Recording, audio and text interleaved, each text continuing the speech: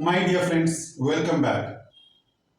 In this video on the continuing series on success image, a guide to relish and realize goals, we bring to you a topic on decision making.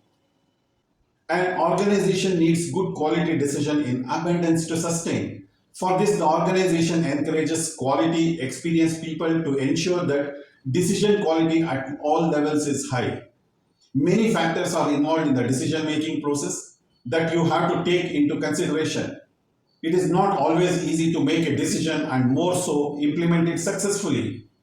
At this stage, I will introduce you to a decision making model which will help in choosing from among different types of decision making. There are various ways of decision making.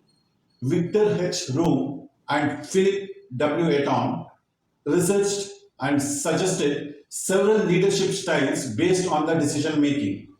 In a simplistic manner, it helps you understanding decision making concepts. But not one decision making model is applicable at all the times and in all the situations. A leader will have to adapt an appropriate decision making at the appropriate time and the situation to be successful.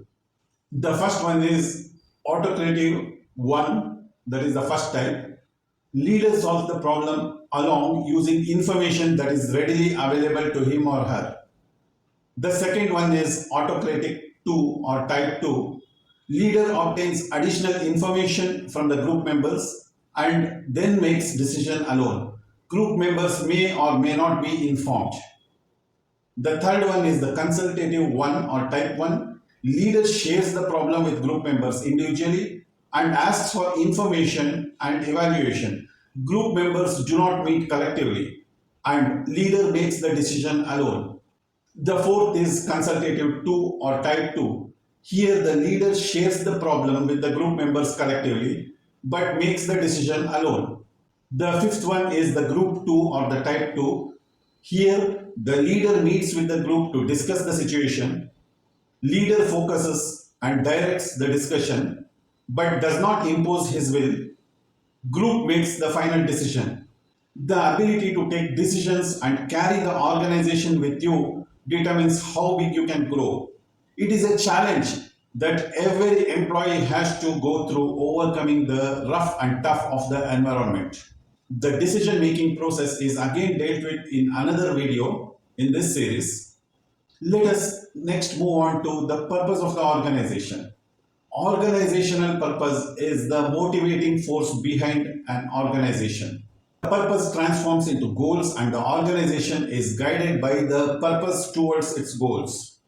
The purpose is the driving factor for all the direct and indirect stakeholders. A typical organization has three basic functions: operations, finance, and marketing. These three functions and other supporting functions perform different but related activities necessarily for the operation of the organization. Whichever functional line you are working in, the first step is to know your organization's mission.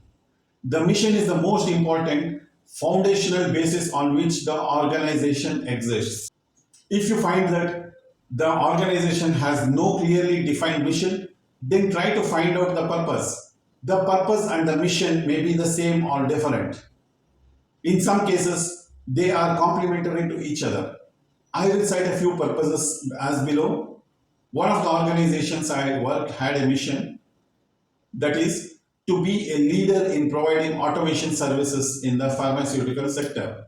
Another organization I worked for had a mission to reach every corner of the country in supplying of their products and services. For this, the management encouraged the sales team to access every part of the country, even if it meant that it could bring about loss by reaching the remote areas. Another organization had a mission as to be the best in certain product category in their industry and at the same time to have all types of products in the category. For this, they had certain products which they retained even if it were loss-making product lines. Another organization believed in selling and servicing their products in every location of the country, but since they were in the business of an advanced technology, The costs were covered in the product costs.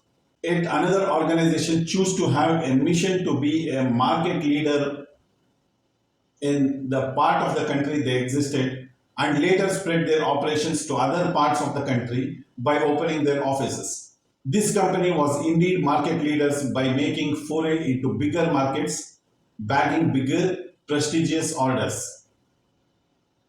When we go to a new place, town, or city and have to spend some time of our life there, we are eager to know about the place, people, support, and logistics. But how would it be if you learn about the new place before you go there? You feel comfortable, waste less time, avoid being misled, and have complete information and feel familiar with the place and the people. The experience will be more than comfortable and less of concern and anxiety. While business leaders prioritize the commercial value of their business purpose, employees see purpose as a way to bring meaning to their work and understand the contributions they are making to the company as well as society. And employees need to find this meaning in their daily work in order to be fully engaged. Having worked on understanding every aspects of the organization, the learning has begun and the journey starts to take off for you. Even if you change jobs, you are changing jobs alone. But the organizations you have worked with stay with you and appear time and again in your resume. An organization in all respects has to retain the experience and talent.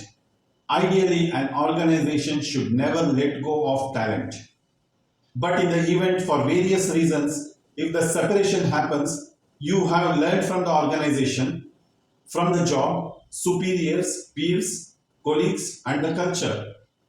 The organization too must have learned and benefited from you. When you change organizations, there will always be resentment by the management, peers, colleagues, your supporters, especially if you have positioned yourself as a reliable member of your team. But if your superior is a good leader, he or she will find a replacement and will not step in way of your personal growth.